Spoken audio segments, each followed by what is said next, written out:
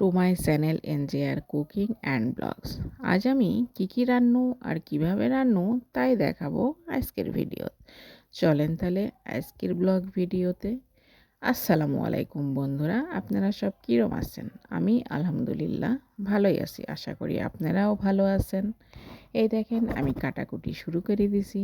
আজ আমি পালং শাক দিয়া বিলের তাজা তাজা ছোট মাছ রানবো আর ফুলকপি, বেগুন, আলু দিয়া সিলভারের মাছ রান্না করবে। এর মধ্যে বলে রাখি, আমার ভিডিও যদি ভালো লাগে থাকে লাইক কমেন্ট করবেন আর অবশ্যই চ্যানেলটা সাবস্ক্রাইব করে দিবেন। আমি রান্না শুরু করে দিনু। পয়লা আমি পালং শাক রানবো। কাঁচামরিচ, রসুন, পেঁয়াজ, পরিমাণ মতো হলুদ গুঁড়া, লবণ দিয়া পালং শাকটা ভালো করে কষলায় কষলায় মাখাই লিব। তারপর মাছ দিয়াও একটু কষলায় কষলায় মাখাই লিব। তারপর তেল দিয়া আর একটু মাখাই লিয়া পরিমাণ মতো পানি দিয়া দিব। পানি দিয়া চুলাত বসাই দিলেই হয়ে যাবে।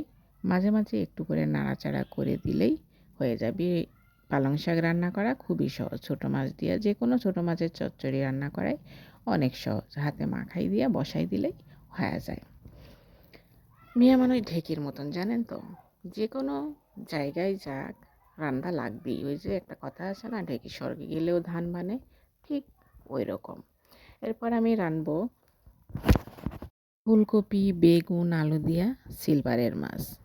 মাছ প্রথমে ভাজি লিব, তারপরে ভাজি লিব কুমড়া বড়ি। এই কুমড়া বড়ি অনেক এলাকার মানুষই চিনে না। আমরা উত্তরাঞ্চলের মানুষ এই কুমড়া বড়ি খুব পছন্দ করি। এই কুমড়া বড়ি বানানি হয় পাকা কুমড়া আর মাসকলার ডাল দিয়ে। মাছের তরকারি দিলে খুব স্বাদ লাগে। এরপর আমি ভাজি লিনু পেঁয়াজ, একটু ভাজা পেঁয়াজ তুলে লিনু। রান্নার শেষে তরকারির উপর ছড়াই দিলে স্বাদ হবে তাই। এরপর মশলা কষাই লিয়া তরকারি দিয়ে দিন। তরকারিটাও ভালো করে কষাই লিব। কষাই নেওয়ার পরে তারপরে দিয়ে দিব ঝোল।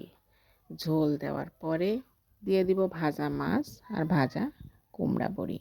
কুমড়া বড়ি আর মাছ ভাজা দেওয়ার পর একটু লাড়াচাড়া করে দিব। লাড়াচাড়া করে দিয়া তারপর ঢেকি দিব। ঢেকি দিলেই রান্নার কাজ শেষ হয়ে যাবে। পর বাড়িতে আসলেই রান্নার সব কাজ আমার ঘাড়েই পড়ে। শান্তি নাই, কোনো জায়গায় শান্তি নাই। মায়ের বাড়িতে গেলেও শান্তি নাই। কাম করাই লাগবে। কারণ কি জানেন, আমি বাপের বড় মিয়া, আবার শ্বশুর বাড়িতে বড় বউ, তাই দায়িত্ব বেশিই হয়। তারপর আমি ভাত তুলে দিব প্রেশার কুকারে। একটা সিটি দিলেই ভাত হয়ে যাবে। তারপর বিকেলবেলা আমার শরীর আবার দেখি মাটির চুলাত পিঠা বানানো শুরু করে দিছে। সাজ পিঠা।